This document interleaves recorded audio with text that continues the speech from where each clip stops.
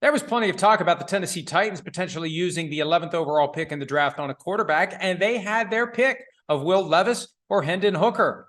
They opted not to take a quarterback. Peter Skoronski, the Northwestern tackle, instead becomes the first-round choice of the Tennessee Titans, bolstering the offensive line, at least for Ryan Tannehill for now. Whether or not they address the quarterback position remains to be seen. They've apparently soured on Malik Willis, third-round pick last year, who was eventually benched late in the season for Josh Dobbs. Whoever is playing quarterback, Skoronski, that has the potential to become an anchor for the offensive line as the Titans try to continue to stay relevant in a very difficult AFC. Remember, they were just the number 1 seed not that long ago. They are far from it now. Missed the playoffs in 2022.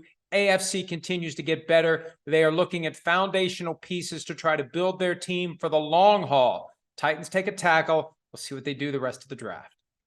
Well, that was a stunner from the Detroit Lions at pick number 12. They could have had Texas running back Bijan Robinson at number 6. Instead, they trade down to 12 with the Cardinals, pick up an extra high second-round pick, and take a running back, Alabama's Jahmyr Gibbs. There's going to be an apples-to-apples comparison of Robinson and Gibbs because the Lions had a straight line for Robinson if they wanted him. Instead, they had Gibbs, and they just paid David Montgomery in free agency, and they have DeAndre Swift, who was a high draft pick 3 years ago.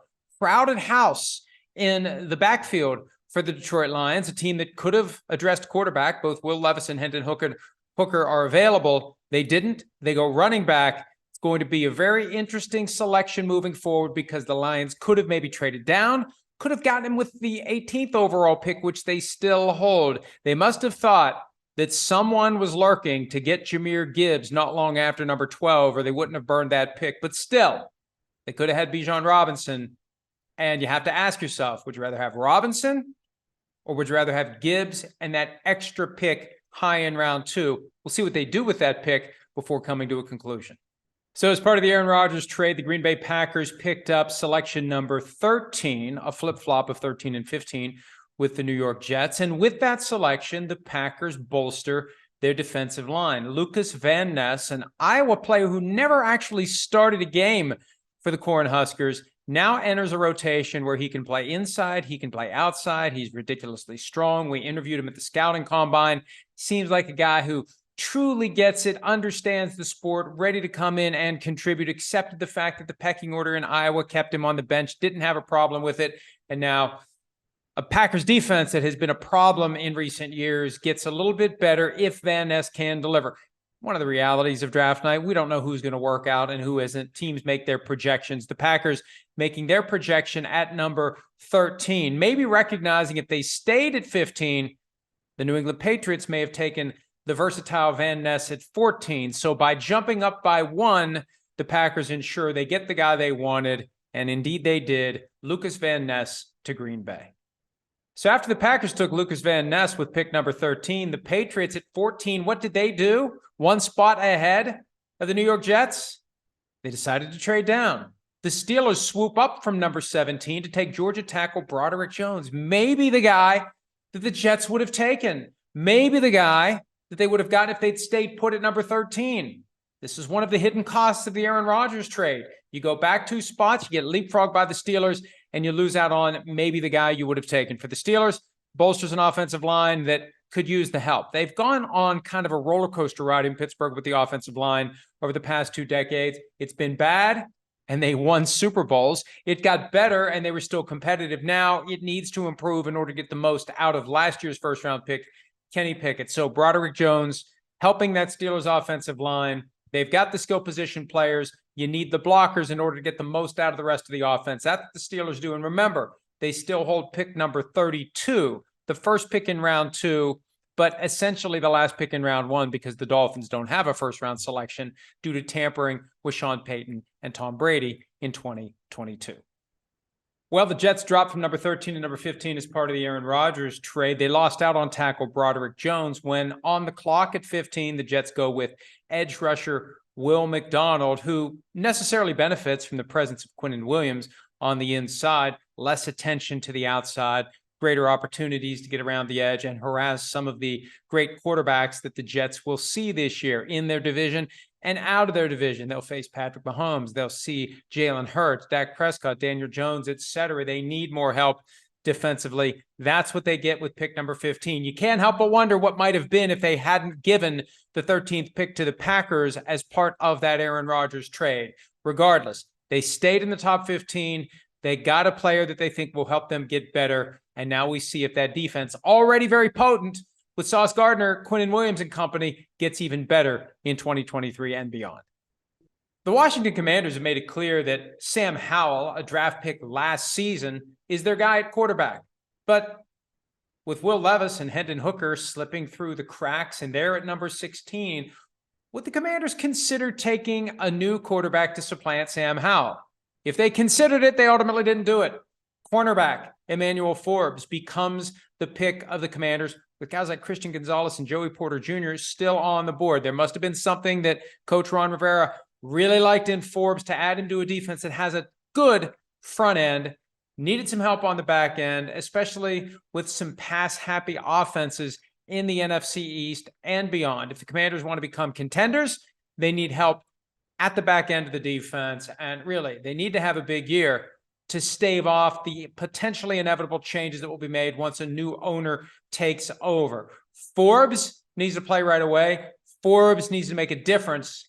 And if he makes enough of a difference, maybe Ron Rivera sticks around for 2024.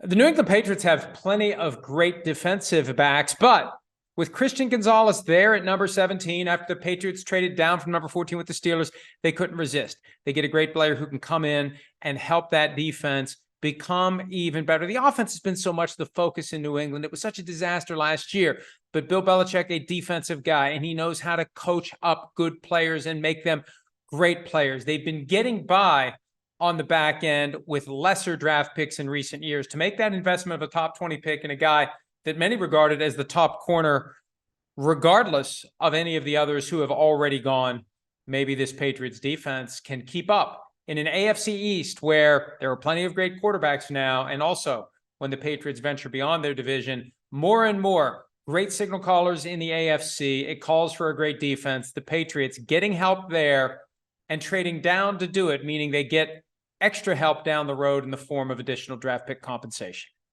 Who would have thought that a linebacker would be taken in the 2023 draft before a tight end? Some thought maybe 4 tight ends would go in round 1. Well, if it's going to happen, they better get to work on taking them, because no tight ends go at number 18. The Lions go for Iowa linebacker Jack Campbell. Some people are going to criticize what the Lions have done. They could have had Bijan Robinson at 6. They trade down to 12. They still take a running back. Would Jack Campbell have been there at some point after 18? Could they have traded back into round 1 to get him, or just maybe waited until the top of round 2? Quite possibly. Instead, they make the pick. And my sense is they are looking for guys that fit that Dan Campbell, Chris Spielman, kneecap-biting vibe. They know the kind of guys they're looking for. So they must have seen something in Gibbs, and they must have seen something in Campbell that made them think they were getting guys that were going to make an already good team even better for 2023. With both Will Levis and Hendon Hooker still slipping and sliding through the top 20, the Buccaneers at number 19 were regarded as a potential destination, even though they still have Baker Mayfield and Kyle Trask. It wasn't to be for the quarterbacks. They keep going. The slide ends sooner than expected for Pittsburgh defensive tackle Kalijah Kancey, a guy that many compare to Aaron Donald. Measurables very similar. Played at Pitt. That could be where the comparisons end. But in Tampa Bay, a place that knows a thing or two about having dominant defensive tackles, i.e. Warren Sapp, here comes a guy who has an opportunity to plug in that hole created by the decision not to bring back Akeem Spence. You line him up with Vita Vea, and maybe at a time when your offense is trying to find its footing post-Tom Brady, your defense can become downright destructive. It took a while for the receivers to come off the board on Thursday night. It began at pick number 20 with the Seahawks. Now, you would say they've got DK Metcalf and Tyler Lockett, but Jaxon Smith-Njigba, regarded by many as the best receiver in the class, even though he's not a classic number 1 receiver, not a guy that's going to draw double coverage. He's a guy who's going to benefit from the double coverage drawn by his teammates, working the slot, the middle of the field, a great target for Geno Smith. His window, as we reported at PFT earlier this week, was 12 to 22. That means his Floor was the Ravens at number 22. The Seahawks make the move before Baltimore can get to him. They upgrade their offense, they upgrade their receiving core, and they give Geno Smith more opportunities to prove that he belongs as the long-term quarterback of the Seattle Seahawks.